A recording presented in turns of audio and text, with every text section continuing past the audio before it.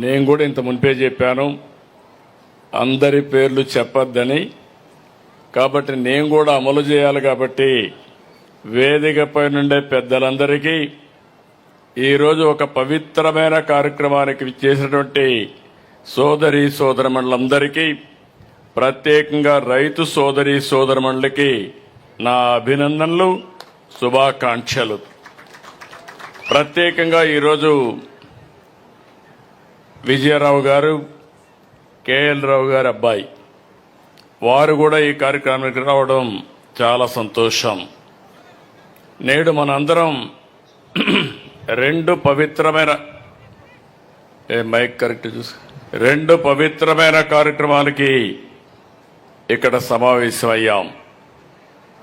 ఒకటి, మీరు చూస్తే భారతదేశ నీటిపారుదల రంగ పితామహులు డాక్టర్ కేఎల్ రావు గారు 124 సంవత్సరాల్లో 124వ జన్మదినాన్ని ఈరోజు జరుపుకుంటున్నాం.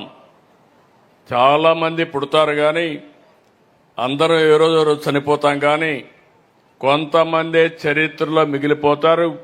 వారే యుగ పురుషులు. అలాంటి యుగ పురుషుడు, ఒక చరిత్రకారుడు కేఎల్ రావు గారు అని చెప్పి మరొక్కసారి విజ్ఞప్తి చేస్తున్నా. ఈరోజు కేఎల్ రావు గారిని చూస్తే సాగునీటి సంఘానికి ఆయన చేసిన సేవలు ఎనలేనివి. అందుకే ఈ ప్రభుత్వం గుర్తించాం. భవిష్యత్తులో ఈ సంవత్సరం అంతా కూడా కేఎల్ రావు గారి యొక్క 125వ జయంతి ఉత్సవాలు జరుపుకోవాలని, ఆయన స్ఫూర్తి ప్రతి గ్రామానికి తీసుకెళ్లాలని సంకల్పించాం. ఇక్కడుండే ఇంజనీరింగ్ నిపుణులు కానీ, సాగునీటి సంఘంలో పనిచేసే రైతు సోదరి సోదరమణులు కానీ అందరూ కూడా దీనిపైన చర్చ చేయాల్సిన అవసరం ఉంది. చర్చ చేసి దీన్ని లాజికల్గా ముందు తీసుకుపోవాల్సిన అవసరం ఉంది. అదే సందర్భంలో పట్టిసీమ గోదావరి జలాలు కృష్ణమ్మ చెంతకు తెచ్చిన సందర్భంగా నిన్నే నీళ్లు రిలీజ్ చేస్తే ఈరోజు జలహారతి కార్యక్రమానికి కూడా శ్రీకారం చుట్టాం. ఇది నా మనసుకు దగ్గరుండే కార్యక్రమం. అలాంటి పవిత్రమైన కార్యక్రమాన్ని ఈరోజు మనం ప్రారంభించుకున్నాం. కృష్ణా డెల్టా నాకు ఒక అనుభవం ఉంది. నేను ముఖ్యమంత్రిగా ఇక్కడికి వస్తే నీళ్లు వచ్చేటివి కాదు. అప్పటికే శ్రీశైలం కానీ నాగార్జునసాగర్లో కానీ నీటి కొరత వచ్చింది. అప్పటికి ఇంకా పులిచెంతలు కూడా పూర్తి కాలేదు. ఇక్కడికి వచ్చినప్పుడు సీజనే మారిపోయేది. మామూలుగా జూన్లో పంటలు ఇవ్వాల్సింది పోయి ఆగస్టు సెప్టెంబర్లో పంటలు వేయడం, అదే సమయంలో తుఫాను బాధిత పడడం.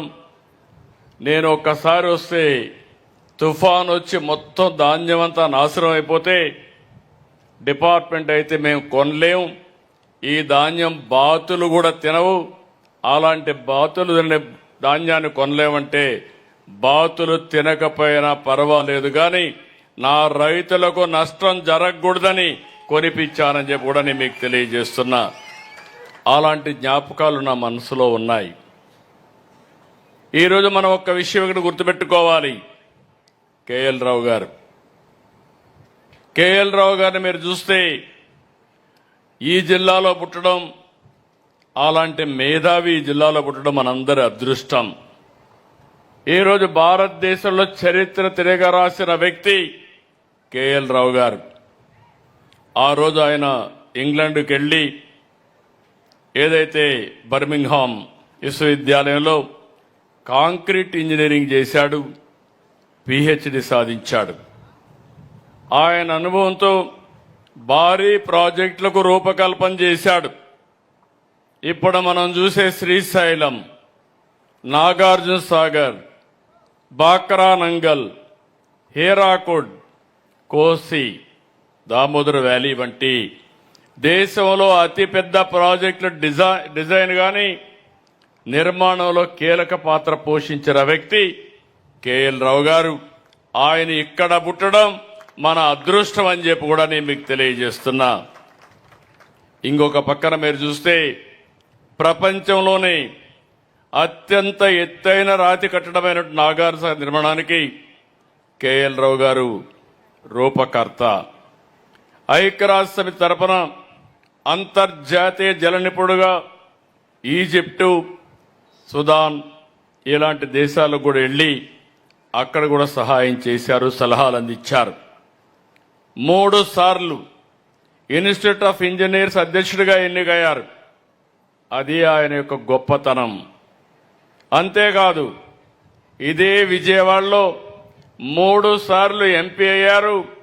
3 ప్రధానమంత్రుల దగ్గర మంత్రిగా పనిచేసిన వ్యక్తి కేఎల్ రావు గారని చెప్పి కూడా నేను మీకు తెలియజేస్తున్నా. ఆ రోజుట్లో ఇప్పుడైనా మనం ఆధునిక టెక్నాలజీ ఉంది, అన్ని విషయాలు ఆలోచిస్తున్నాం.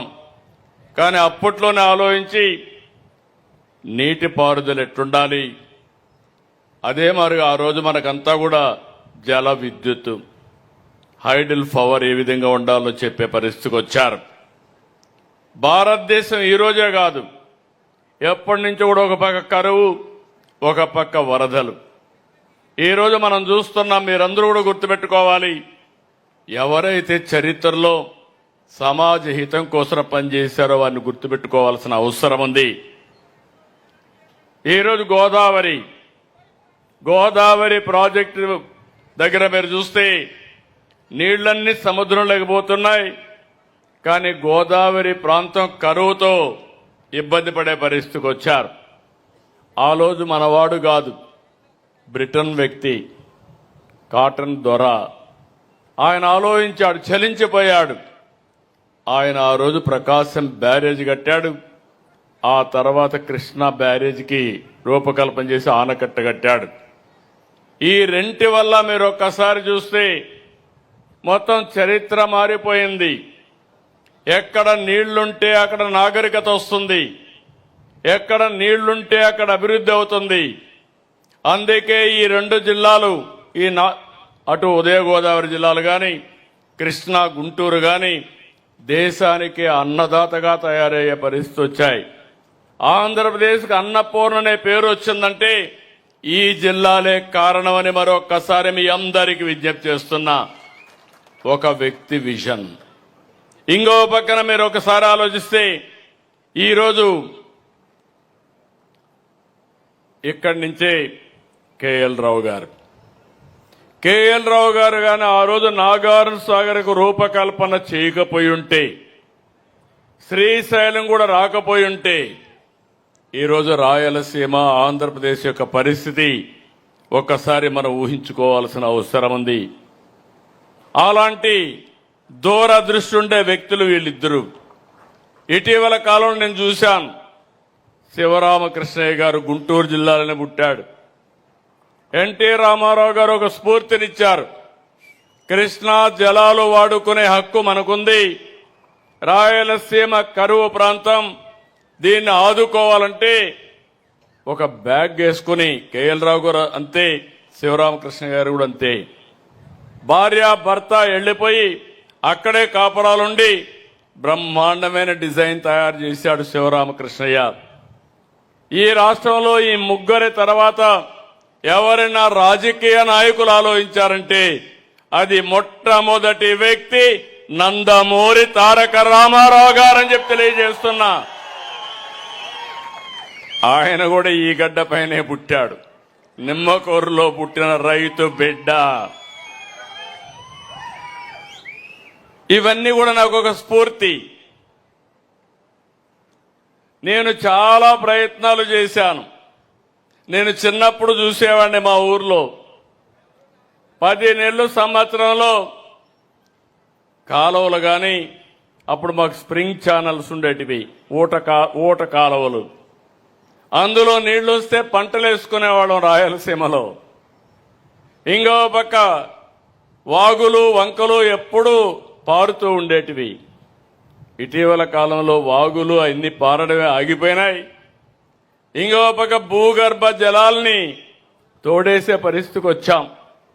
ఈరోజు మీరందరూ గుర్తుపెట్టుకోవాలి, కరెంట్ వచ్చిన తర్వాత ఒకప్పుడు నీళ్లు మీరైనా సరే ఇక్కడ కాలువలు ఈ యొక్క ఆనకట్లు ఉన్నాయి కానీ రాయలసీమలో మోట్లు పెట్టి ఇక్కడ కూడా అప్లాంట్స్ లో ఆ పని చేసేవాళ్ళు, ఎద్దలతో కప్పిలు తీసేవాళ్ళం.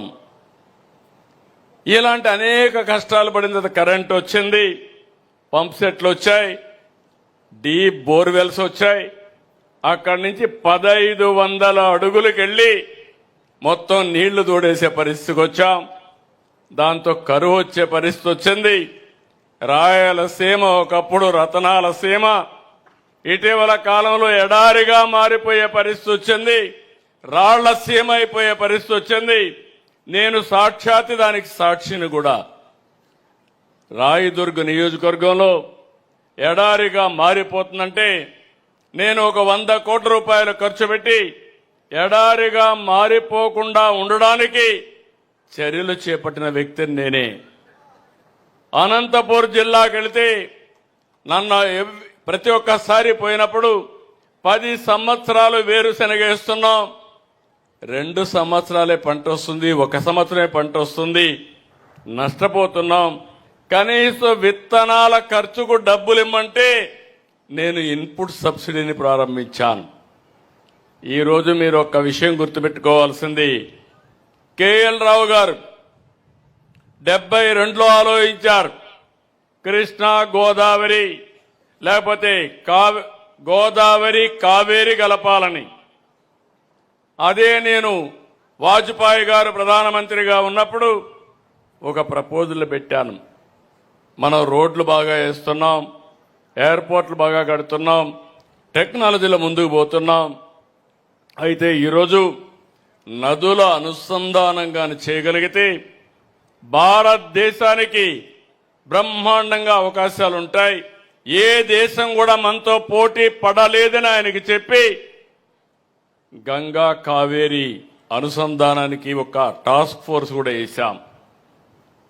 మేము 2004లో ఓడిపోవడం, ఆ తర్వాత వచ్చిన కాంగ్రెస్ పార్టీ ఈ ప్రపోజల్ని ఆటకెక్కించే పరిస్థితికి వచ్చారు. మళ్లీ 2014లో చాలా ఇబ్బందులు ఉన్నాయి, ఆర్థికంగా వెసులుబాటు లేదు, నాకు ఆఫీసు కూడా లేదు. ఎస్సీ ఆఫీసు విజయవాడలో నా క్యాంప్ ఆఫీసు, బస్సే నా బస, అందులోనే పడుకునేవాడిని. అక్కడి నుంచి పనిచేశాం. కానీ పట్టుదలతో ఈ కృష్ణా డెల్టాకు న్యాయం జరగాలనే ఉద్దేశంతో సంవత్సరంలో పట్టిసీమ పూర్తి చేసి నీళ్లు తీసుకొచ్చి కృష్ణా డెల్టాను కాపాడిన ఘనత ఆ రోజు తెలుగుదేశం పార్టీ ఎన్డీఏ ప్రభుత్వం.